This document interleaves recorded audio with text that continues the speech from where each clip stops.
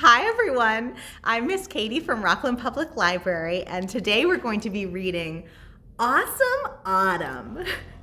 Awesome Autumn is by Bruce Goldstone, and this book is a non-fiction book. That means it's full of real facts. It doesn't tell a story, it tells us all about the real world. So let's see what happens in Awesome Autumn. Autumn is a season of awesome changes. Look around in autumn and you'll see a lot of changes happening. These changes take plants, animals, and people from hot days of summer to the cold days of winter. Days get colder, so your clothes get heavier. At the beginning of autumn, you might be comfortable running around in a t-shirt and shorts. By the end of autumn, you'll most likely be wearing a sweater, long pants, and a jacket. That can even go a little up and down too. I know here in Maine, it was very cold this morning, but yesterday I went in the ocean and a couple days before that, it was super cold. So it'll get cold and warm and cold and warm. It is really an adventure in autumn. Days get shorter and nights get longer. Autumn begins on the autumnal equinox. In the northern hemisphere, there's a day near September 22nd when day and night are both 12 hours long. Now that means that the time that it is dark and the time that it is light are both 12 hours. That's what they mean by night. You might look at your clock and say, that doesn't really seem like it's nighttime, but the sun is gone. So there are 12 hours of daylight and 12 hours of darkness. Autumn ends on the winter solstice. In the northern hemisphere, that's a day near December 22nd. It's the shortest day of the year. So again, they mean an amount of time when the sun is out. So a time near December 22nd is when we see the least amount of daylight. Leaves change color. Why do leaves change color? To understand the answer, you need to know why leaves are green in the spring and the summer. The green color in a leaf is called chlorophyll. Unlike you, plants make their own food, and they use chlorophyll to do it. This green chemical traps energy from sunlight. Plants use the energy to grow. Summer days are long and bright, so leaves have plenty of light to then make into food. In autumn, days get shorter. Many plants stop making food when the daylight decreases. As days get shorter, leaves stop producing chlorophyll. The trees don't need it anymore, and when the chlorophyll is gone, we can see new colors in the leaves. Those are the colors of autumn. Another name for autumn is fall. But how do leaves know when it's time to fall? Some trees have leaves that can't survive in the winter. Their branches and trunks are strong enough to live through the cold, short days ahead, but their thin green leaves are too delicate and would die in the cold. That's why these trees drop them. Leaves have veins that carry fluid in and out of the leaf. And we see that when we look at the leaves, those veins going down. They're the little pathways we see, and they're a little bumpy on the back of the leaf. So leaves have veins that carry fluid in and out of leaves. As autumn days get shorter, the veins begin to close. Fluid stops moving in and out. A layer forms at the base of each leaf where it hangs on the tree. Finally, this layer completely seals off from the leaf from the tree, and when the leaf is no longer connected to the living parts of the trees, it can fall. Trees that drop their leaves in the autumn are called deciduous trees. Can you say that? Deciduous. It's kind of a cool word. Deciduous trees. What happens to all those leaves? Leaves that fall can help the environment, help keep the environment healthy. As they break down, they give food to the earth and to tiny living things in the soil. Fallen leaves act as a sponge. They mix with the soil to help it hold rainwater. What trees did these leaves come from? Do you recognize any of these things? Maybe some of them are even from your own backyard. We have beech and ash and birch, chestnut and hickory, oak, maple, and tulip. This is called sassafras. And it says all three of these different shapes come from the same tree. So that tree doesn't just make one shape, it makes all three. That's pretty cool. We have the long willow, and we have the maple seeds, and pine cones, and honey locust seed pods. All kinds of cool things that fall to the ground in the autumn. How does autumn feel? When you think about autumn, what do you think about when you think about touch? How does it feel to you? Does it feel fluffy? You see these fluffy seeds coming out? I think that may be milkweed seeds. Maybe milkweed coming off. Those are so fun and soft to touch. Does autumn feel bumpy to you, like pine cones, or smooth, icy, or slimy, like the inside of a pumpkin? Is autumn spiky or slippery, crisp, hard, soft, or warm? Not everything changes in the autumn. Evergreens stay evergreen. Evergreens are tough enough to stay green all winter. Their needles or leaves are covered with a heavy wax that helps them survive in the winter. This wax keeps the moisture in an evergreen from freezing.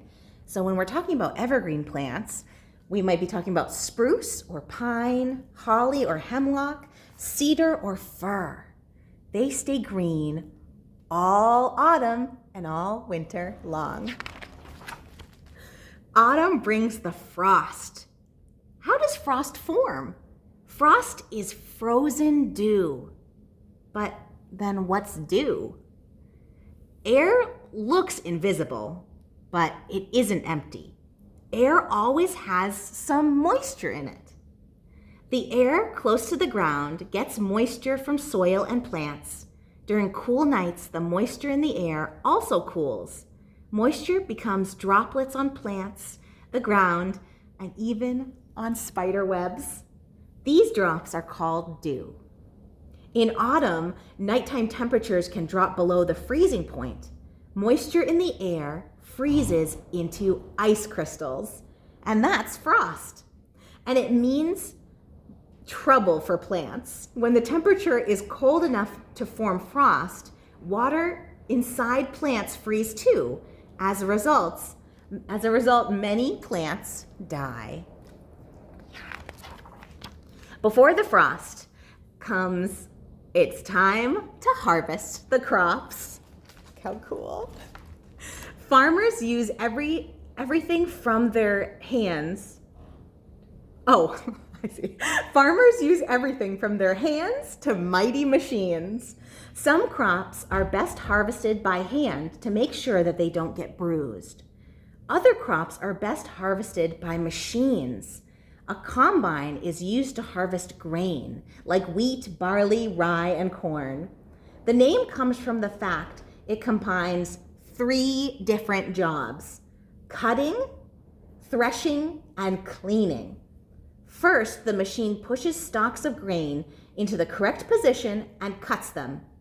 Next, the conveyor carries the grain into threshing drum. I'm not familiar with threshing. Into the threshing drum. That's where the chaff, the outer part of the grain that can't be eaten, is removed. Okay, so it removes the outside, the part we don't eat. Finally, the grain is cleaned and transferred to a truck that carries it to be milled. How does autumn taste? Ooh, this is a fun one. What's one of your favorite tastes of autumn? I really love fresh apples. They're just so good. Also, another thing that reminds me of autumn is eating pumpkin seeds. And I tried cooking spaghetti squash seeds this year, and they were also very good. Let's see, lots of crops are ripe and ready to fall.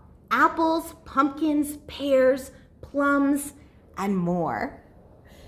A cornucopia, which we see right here. Do you see this? This little area here. A cornucopia is called a horn of plenty. It's filled with fruit, nuts, and vegetables that you can taste in the autumn. Look at what it's full of. I see apples and grapes and maybe a squash over there. What shape is autumn? Let's look at all these shapes. Do you recognize all these shapes? I think I see a pie up here. Look at the shapes in autumn. What do you see that's round? You see quite a few round shapes here. We have a soccer ball and a basketball, but also lots of food that's round. What do you see that's shaped like a triangle? Or is there anything that has an eye? What do you see down here? Pumpkin. How does autumn sound? Autumn is filled with many sounds, like boo around Halloween, or munching tasty fall treats, or geese on the go going honk, honk, or the crinkle of leaves under your feet, or the of the wind in the trees, the hooray of fans at a football game, or the thwack, thwack of the combine cutting wheat, hiss of a black Halloween cat, or the gobble, gobble, gobble, gobble, gobble of a turkey. Gobble, gobble, gobble. Has anyone else been having lots of turkeys in their road? They are all over my neighborhood. In autumn, some birds leave town. Many birds migrate. They fly south to spend the winter where it is warm and the food is more plentiful. You might see geese or other birds flying in a V shape. This pattern saves energy. The birds in the front work the hardest, and they cut the air resistance for the others. The air behind the front bird has a little less resistance, so it's easier to fly. Birds take turns at the front doing the hardest work. Here are some birds that migrate: ducks and swans, pelicans and egrets, goose, and Arctic tern. The tiny Arctic tern, right here, the tiny Arctic tern has the longest migration of any animal. Every year, this 4-ounce bird, oh, it's tiny, this 4-ounce bird flies more than 44,000 miles from Greenland to Antarctica and back again. Migration isn't just for birds. Ocean waters get cooler in the autumn as well. Dolphins and whales also migrate, following warm water currents. Some insects migrate too. Monarch butterflies, grasshoppers, and some dragonflies travel hundreds or even thousands of miles to reach their winter home. Some animals don't migrate south. They migrate down. Mountain goats, bighorn sheep, and elk that live high in the mountains during the summer move down to lower, warmer land in the autumn. Some animals don't move in autumn. Instead, they stop moving. Many animals become less active in the late fall. Chipmunks, hedgehogs, bats, frogs, toads, and even earthworms hibernate. They seem to be sleeping for a very, very long time. Their body temperature and heartbeat decreases, and they live off fat stored in their body. Bears spend the cold season in caves, hollow trees, and dens. They can sleep for as long as a month, but can also wake up if they are threatened. Before they go to sleep, bears prepare their sleeping areas by lining it with dried leaves and grasses. These materials help to keep out the cold. Aren't animals so cool?